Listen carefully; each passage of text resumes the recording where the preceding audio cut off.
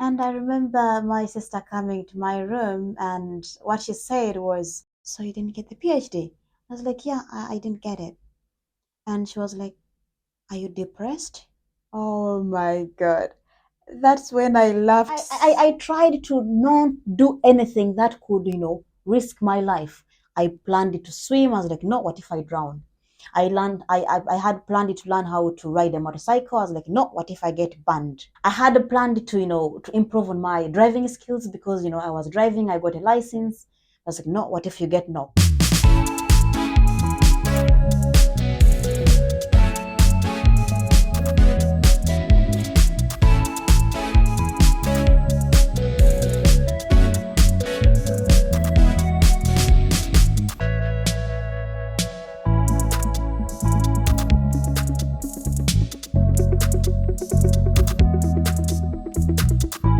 Hi guys! Today I'll be talking about my journey of getting a PhD. Yeah, for those who don't know me, my name is Anite and I'm a PhD student here at the University of Manchester in the UK. I was so sad when I lost that Flash project in Belgium. It was around February. Yeah, I had done the interviews and I didn't get the project. I was so positive about that project and I actually thought I would get it, but I didn't. I felt sad, but I also agreed or accepted that I didn't do so well in terms of preparing for the interviews for some reasons. So I was like, no, it's fine. And I remember my sister coming to my room, and what she said was, "So you didn't get the PhD?" I was like, "Yeah, I didn't get it." And she was like, "Are you depressed?" Oh my God. That's when I laughed so much. Well, I don't know, but you can't go in depression that instant. I mean, I think stress and depression are things that come over time. But the fact that she asked me after knowing that I didn't get the project, it just, you know, uh, made me so happy. I mean, I just laughed because it sounded funny. For me, I can be sad, but it accumulates over time. But that instant, I'm just thinking, oh yeah, it wasn't mine, it wasn't mine, it wasn't mine, it wasn't mine. But anyways, let's leave that side. So I was sad, but I was like, no, I want a PhD in 2022. I want a PhD in 2022. I sat down the next day and started thinking, so what other university does flash radiotherapy? And I was like, yeah, Manchester. Then I went to Manchester, checked their PhD programs. I saw they have PhD cancer sciences, and then I was like, okay, so what are they offering? And then they showed that, okay, here are the projects that are available. And then I checked the project. When I saw the project that I liked, remember when I was looking for my PhD, I was focusing on three things. Yes, radiotherapy, right?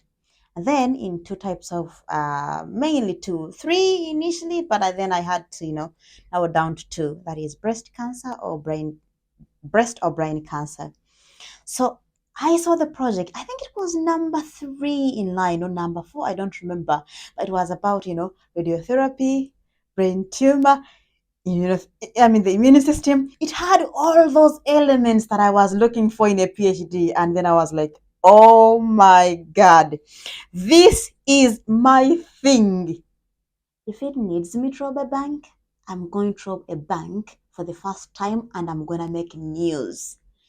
I was so ready to do whatever it takes to have this PhD. And then I started reading about the supervisors. So the first supervisor, that's my primary supervisor now, that's Dr. Ben. And then the second supervisor, that's Dr. Doug. The first supervisor is a physicist. The second supervisor is a biologist. So when I checked his profile and noticed that he's a biologist, I didn't check any further. I was like, the email should go to this person. I didn't send the email to the person who is the primary. I sent the email the second person because I thought that, well, this physicist might not like a biologist. He might like a fellow physicist. So let me send an email to a biologist. So I sent an email expressing the interest in the project and I attached my CV to Dr. Dag. And you know what happened?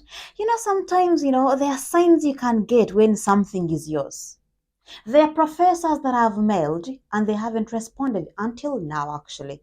And there are some people that I emailed, they never responded, and then all of a sudden, I meet them somewhere giving speeches on the same panel. And I'm like, oh.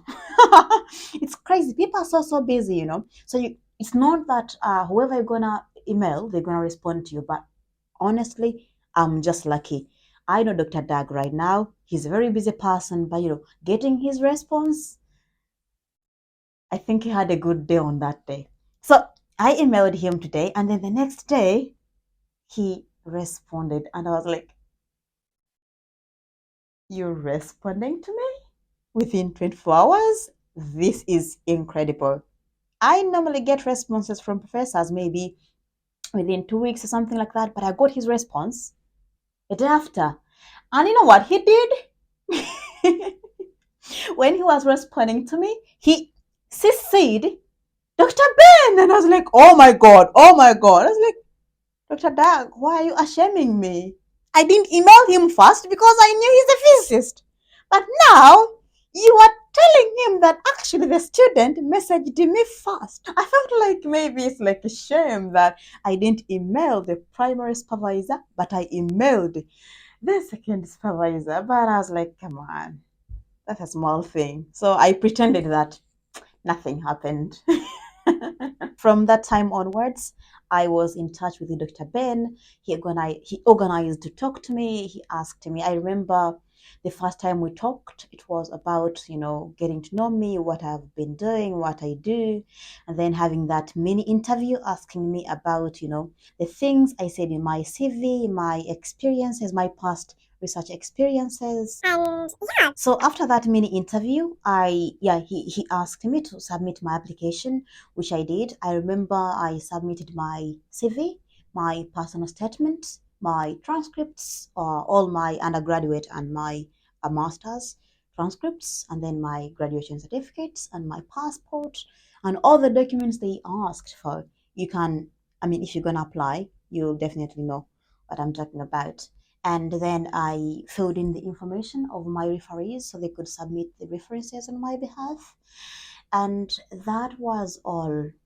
After submitting it, I remember we had a call when he was telling me that I'm going to submit your name for the interview. So he submitted two candidates, me and another person who I never knew. And from that day, I was just preparing for the interview.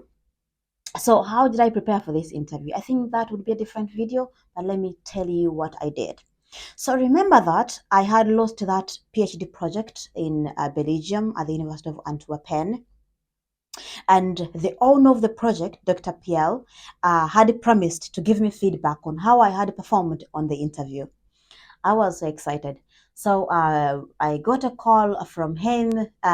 He polished my CV, gave me a lot of feedback on my CV.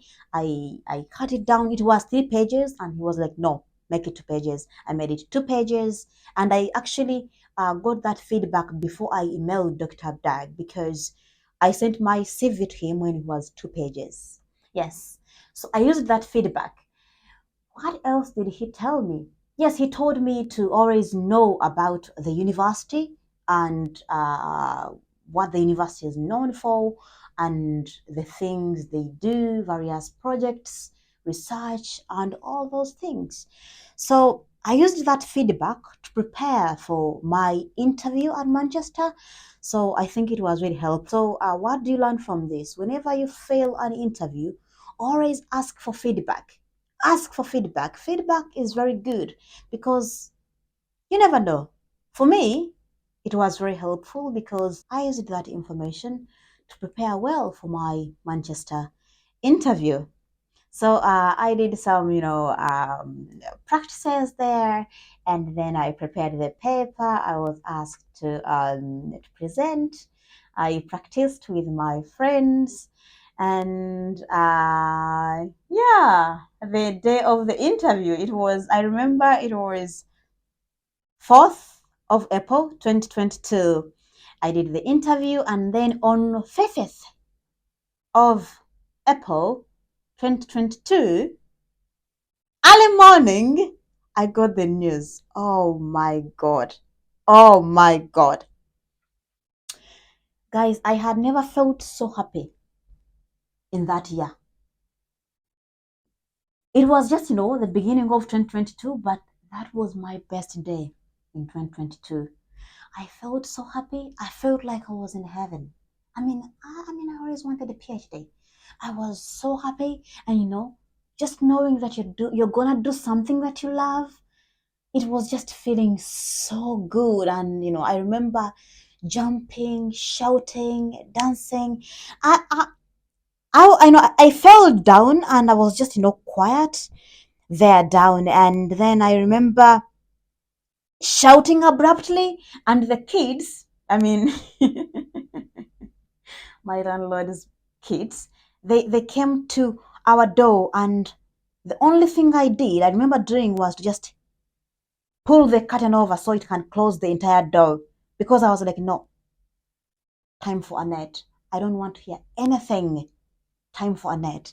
I went back to the bedroom, and then I was like, this is my time.